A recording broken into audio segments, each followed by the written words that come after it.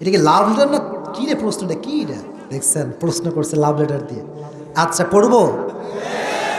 আসসালামু আলাইকুম প্রিয় হজরত। ওয়ালাইকুম আসসালাম। আমি একটা মেয়েকে খুবই ভালোবাসিলে।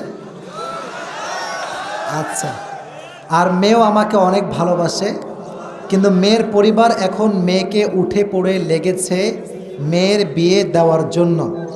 মেয়ের পরিবার প্রতিষ্ঠিত ছেলে ছাড়া বিয়ে দিবে না। আর আমি সেই মেয়ে কি লিখেছে, আমি আর সেই মেয়ে মাত্র অনার্স প্রথম বর্ষে পড়ি। আমি এখনও প্রতিষ্ঠিত হতে 5-6 বছর বাকি। আমার পরিবার এখন আমার বিয়েতে সম্মতি দিবে না, কিন্তু আমি ওই মেয়েকে খুব ভালোবাসি, হারাতে চাই না।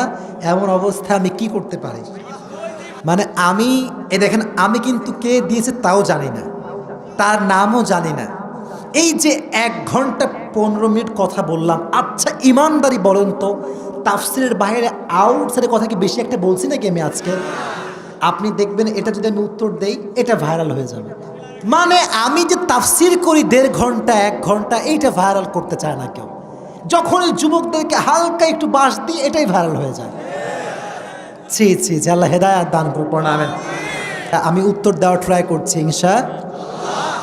মাশাআল্লাহ। কেউ উঠবেন না, কেউ ডান বাম করবেন না। যে যুবকের এই কষ্ট, আমি তার আব্বা আম্মার হেদায়াতের জন্য দোয়া করি। সকলেই পড়না আমিন।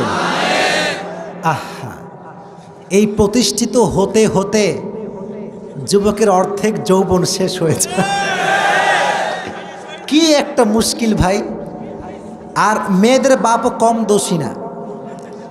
আজকালকার মেয়ের বাপরা সরকারি টাকলা ছাড়া বিয়ে দিতে চায় না।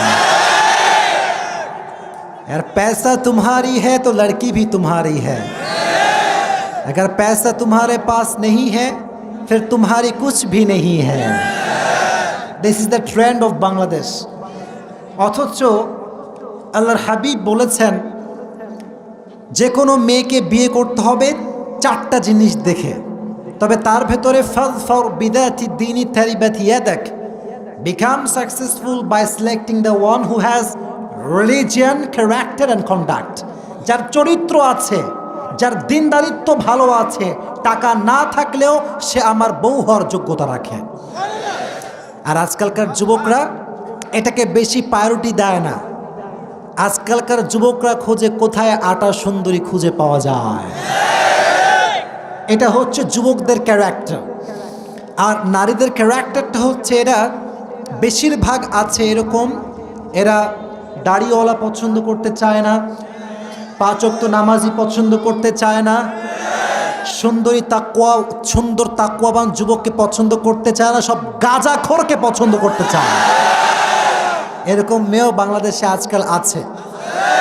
তো এখানে যুবকের কষ্ট হচ্ছে, যুবকও রাজি কিন্তু পরিবারের সমস্যা, তাই না?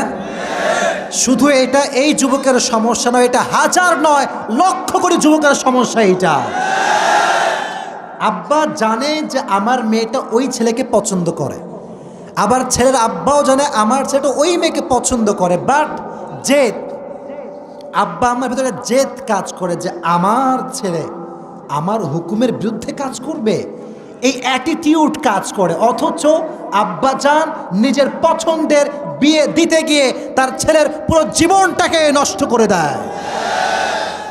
আজ থেকে নিয়ম হবে ভিন্ন। সন্তান, আমি বলি অবশ্যই বলবো, যারা প্রাপ্তবয়স্ক সন্তান আছো, তোমাদের অধিকার আছে, তোমরা তোমাদের চয়েসের কথা আব্বা আম্মাকে বলবা। আর আব্বা আম্মারও উচিত নিজের স্বপ্ন, নিজের চয়েস বাদ দিয়ে নিজের সন্তানের চয়েসকে বেশি প্রাধান্য দেওয়া। এই জন্য সংসার আব্বা নয়, সংসার করবে সন্তান। বাকি এটা বলে তোমরা আবার খুশি হয়ে যেও না, বেশি লাফায়ও না। শোনো, আব্বা আম্মার সন্তুষ্টি নাই যেখানে, আল্লাহর কসম করে বলতে পারি বিয়েতে সুখ নাই সেখানে। রিদাউর রব্বি ফি রিদাইল ওয়ালিদাইন ওয়া সাখতুর রব্বি ফি সাখতিল ওয়ালিদাইন।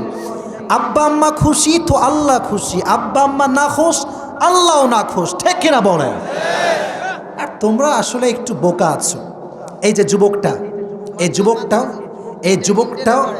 যুবকটাও আবেগী, মেয়েটাও আবেগী।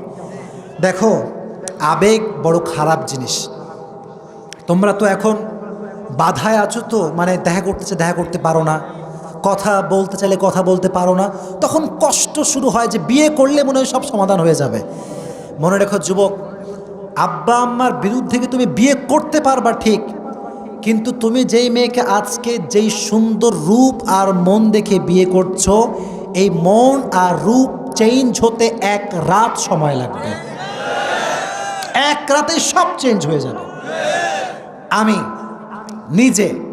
আমি নিজে এমন অনেকগুলো কেস আমি নিজে দেখেছি। আমাকে লিখেছে যে হুজুর, মেয়ে লিখেছে যে হুজুর বিয়ের আগে কত পরিমাণ আমাকে লাভ লেটার, কত চিঠি, কত আই লাভ ইউ টু 14 গোষ্ঠী কিলাই শেষ, মানে এত আই লাভ ইউ যে কেউ বলতে পারো হুজুর, আমি ভাবতেই পারতাম না। কিন্তু ঠিক সেই মানুষটাকে যখন আমি বিয়ে করলাম বিশ্বাস করে, আব্বা আম্মার মতের বিরুদ্ধে গিয়ে, বাবার বিরুদ্ধে গিয়ে, বোনের বিরুদ্ধে গিয়ে, আজ সেই যুবকটার চেহারা চরিত্রহীন যুবকের চাইতে খারাপ হয়ে গিয়েছে। এটা হচ্ছে আবেগের খেলা, আবেগ ঠিক না। যারা এই প্রশ্ন দিয়েছ তোমাদেরকে আমি বলবো, ডোন্ট বি ফ্রাস্ট্রেটেড, হতাশ হবা না, আব্বা আম্মাকে কনভিন্স করার ট্রাই করো।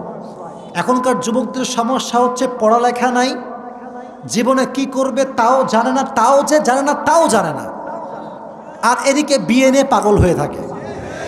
এখন আব্বার দোষটা কোথায়? আব্বা তো চায় আমার সন্তানটা ভালো কিছু করুক, আমার সন্তানের পারিবারিক জীবনটা সুখী হোক, এটা প্রত্যেকটা বাবা জান চায় কি চায় না? অতএব তোমরাও জিদ করবা না। আর আব্বা জানদেরকে বলছি, আপনারা দয়া করে যদি দেখেন ছেলেও পছন্দ করেছে, মেয়েও পছন্দ করেছে, আল্লাহর ওয়াস্তে মিলায় দেন।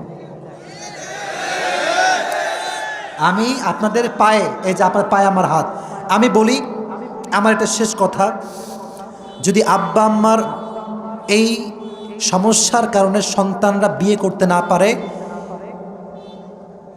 এই ছেলে যতদিন সেই মেয়ের সঙ্গে কথা বলবে এটা জেনার গুনাহ হবে, প্রত্যেকটা জেনার গুনাহ আব্বার আমল নামায় জমা হবে। এটা যদি আব্বা না চান, আপনি একটা পদক্ষেপ নেবেন। এটা তাকবীর দেন, লিল্লাহি তাকবীর। মেয়ের বাড়ির পদক্ষেপ হবে এইটা যে মেয়ে আমাদেরই থাকবে, আমাদেরই খাবে। ছেলের বাড়ির পদক্ষেপ হবে এইটা, ছেলেও আমাদেরই, ছেলেও আমাদের থাকবে। বাট আচ্ছা ভাই, আচ্ছা বাসায় যদি একজন নারী আসে, তোমার কি বাসায় এতই অভাব যে একজন মেয়ে খাওয়াতে পারবা না? কথা ঠিক কিনা বলেন না কেন? ছি, আপনি দেখবেন প্রত্যেকটা বেলায় 1 থেকে 1.5 প্লেট ভাত আমাদের বাসায় বেঁচে যায়। ওই সময় টেনশন করে না, একজন মেয়ে আসবে কি খাওয়াবে এই নিয়ে টেনশন শুরু হয়ে যায়। তো হলো মেয়ে পক্ষ মেয়েকে খেয়াল রাখবে, ছেলে পক্ষ ছেলেকে খেয়াল রাখবে, উভয় সম্পর্ক থাকবে হালাল। ছেলে যখন প্রতিষ্ঠিত হবে, ভালো চাকরি পাবে, ভালো সুন্দর জব করবে, তখন মেয়েকে সে গর্বের সঙ্গে তার বাসায় তুলে নিয়ে আসবে। ঠিক না বলেন? Just try to take it easy and make it easy. আপনারা এটাকে কঠিন করার কারণে জেনাটা সহজ হয়ে গিয়েছে, বিয়েটা কঠিন হয়ে গিয়েছে। আল্লাহ এটা বোঝার তৌফিক দান করুক। সকলে পড়া আমিন।